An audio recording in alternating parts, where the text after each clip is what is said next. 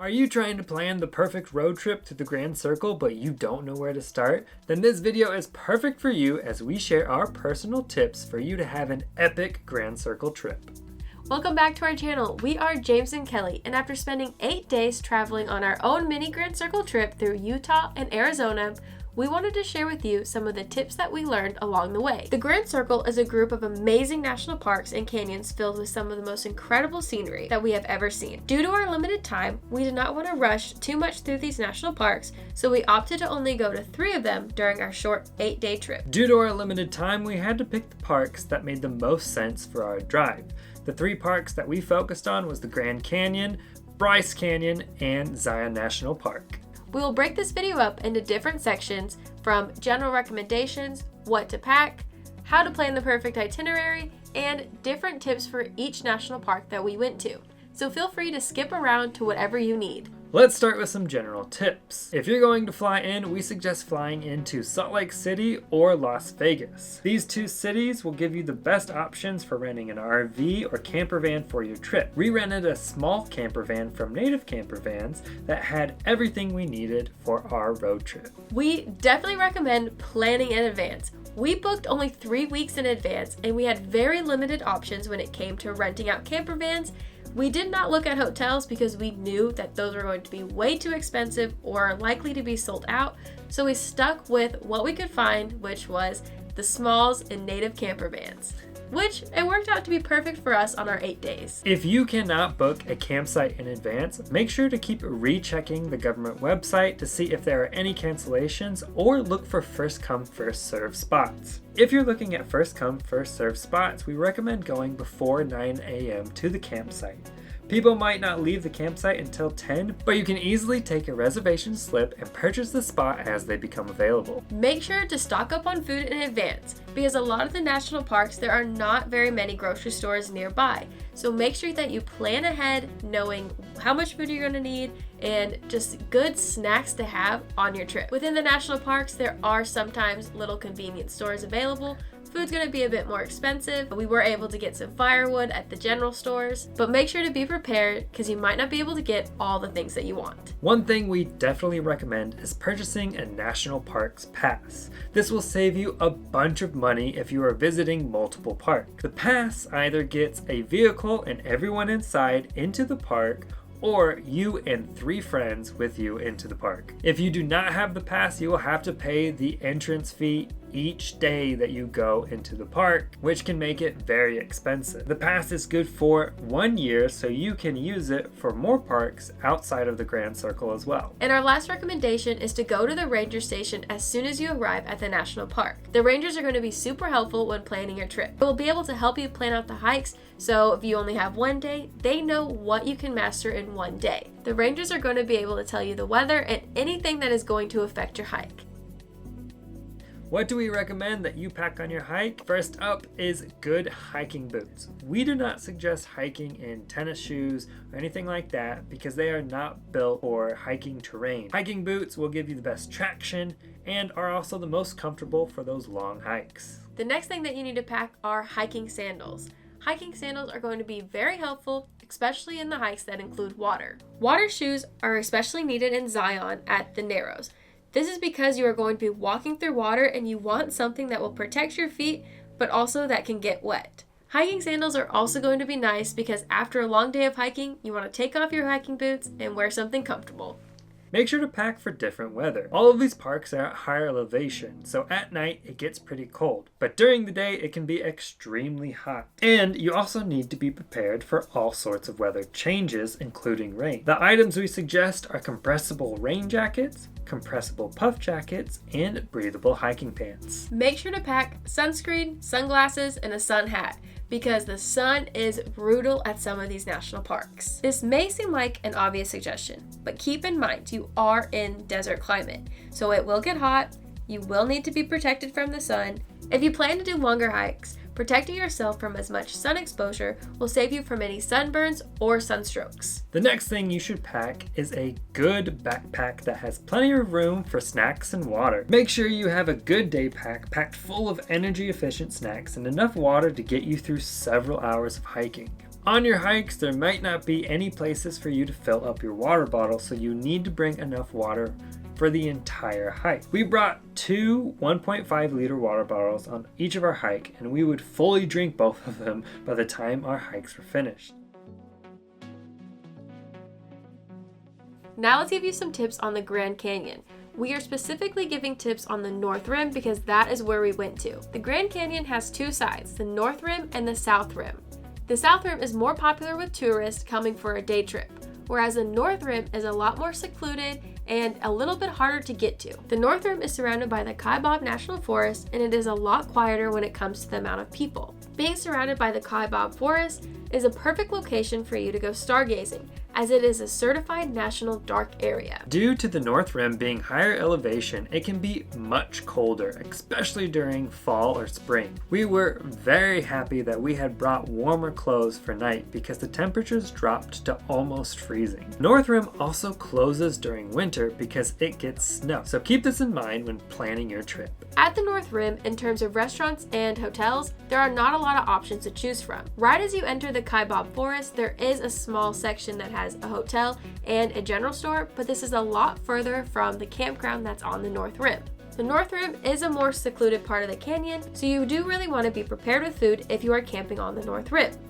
Because there is only one hotel in the main park area, the next store isn't until you are outside of the park. If you do plan to camp at the North Rim, make sure you are prepared with food. At the Grand Canyon, there are several different hiking trails from moderate to more advanced. The easiest place to start is Bright Angel Point, a short half-mile hike on a paved path that overlooks the canyon. This is where the ranger station is on the North Rim to allow you to get an idea of where and what exactly you should do at the North Rim. The next best hike, if you are wanting a different look at the Grand Canyon and a more secluded hike, we would recommend trying the Woodforest hike. It's about a 10-mile in and out hike, which took us about 4 hours. While it was a bit difficult due to the elevation gain, the views were incredible. And make sure to give yourself plenty of time to go on the scenic drive at the North Rim. Driving along Cape Royal of the North Rim was absolutely beautiful. Without stopping, it will take you about 45 minutes from the start of the road to the end point. However, there are a lot of amazing lookout points along the beautiful drive. Off the road of Cape Royal, there are also different hiking trails that you could go on if you have time. But we only took the short half-mile hike at the end of the Cape Royal Road because that is all the time that we had available. This hike gave us amazing views from the North Rim looking at the South Rim, and we got some pretty cool pictures as well. The next park we visited was Bryce Canyon, which was one of our favorites due to its unique geological formations called the Hoodoos. Because Bryce Canyon is a lot smaller than a lot of the other national parks, it does get pretty busy. If you are planning to go to Bryce Canyon for a day trip, parking is a nightmare. We suggest trying to get to the park as early as possible and utilizing their free shuttle service. The shuttle takes you to all of the major lookout points along the rim. This is where you can also start different hikes, or you can just walk out to look over the Hoodoos. Then when you're finished at the lookout point, you can get back on the shuttle to head to your car. The shuttle will also pick you up at different campgrounds if you are staying inside of the park. The park is very easy to navigate and has a bunch of hiking trails. We spent 2 days and hiked the Figure 8 Trail, which is 3 different trails in one. It was difficult at times and took us about 6 hours to complete, taking our time and enjoying the views. We definitely suggest starting with the Upper Rim Trail. This was an easy hike that walked along the rim of the canyon and gave great views of the park. When it comes to food, there are a few different options for you to either get stuff at the general store or the restaurants that are at the different hotels within the national park. There are some restaurants outside of the national park, but we did not go to any of those. We did go out for pizza after a Figure 8 Trail, which was really great. And I would highly recommend going there if you are wanting to splurge a little bit on some food. However, if you want to save money on your trip, make sure to bring your own food and you can just cook at the campground. If you could not reserve a campground at Bryce Canyon, we suggest trying Sunset Campground, which is first come, first served. To get a spot, you should show up pretty early, at least before 9 a.m. to try it to claim a spot. The best days to get a spot would be Monday to Thursday, and you can book for multiple days in a row. The last little tip we have for Bryce Canyon is to look at the Hiking the Hoodoos scavenger hunt. This is a fun little game that you can do just by hiking. How you play the game is you look for different signposts and then you take a picture with them. After you find 3 spots, take it back to the ranger station and you will get a prize. Our last park we visited was Zion National Park, which is located in the southwest of Utah. Zion is one of the most popular national parks within Utah.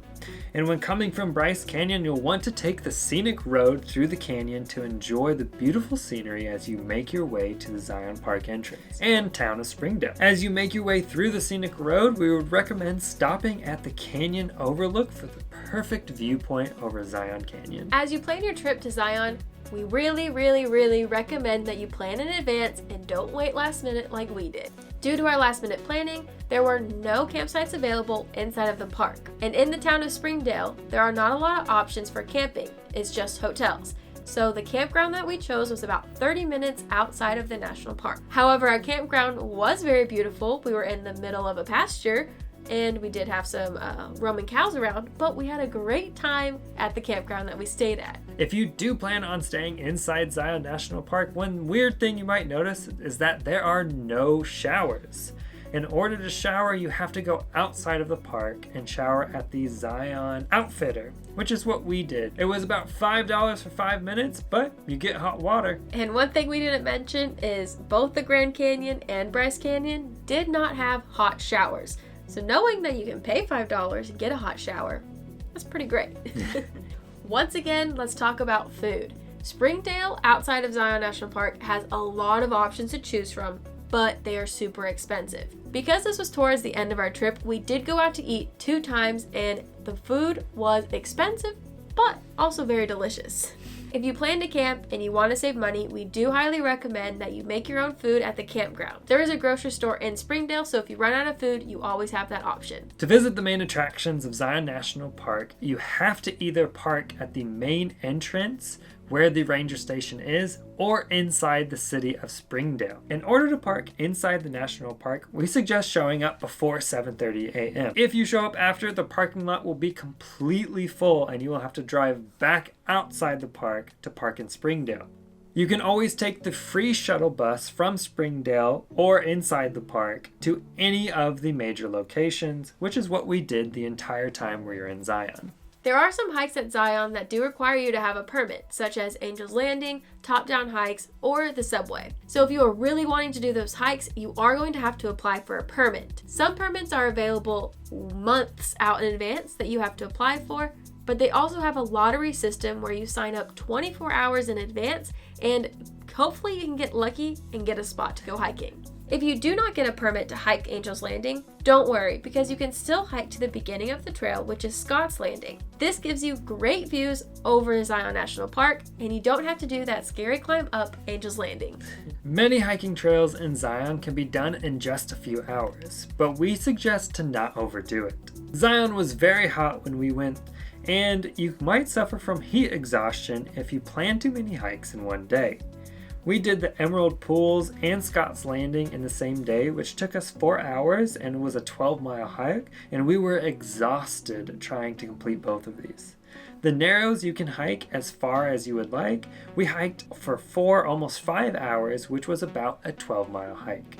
At Zion, we definitely felt like we overdid it just a little bit and did not give ourselves enough breaks to enjoy as much as we wanted to see. We hope that these tips come in handy for you if you are planning a mini Grand Circle trip. If you want to see all of our Grand Circle trip and the hikes that we went on, you can watch from the beginning here. If these tips helped you, make sure to give this video a like and subscribe to our channel to check out all of our future adventures. We'll see you in the next video. Bye! Bye!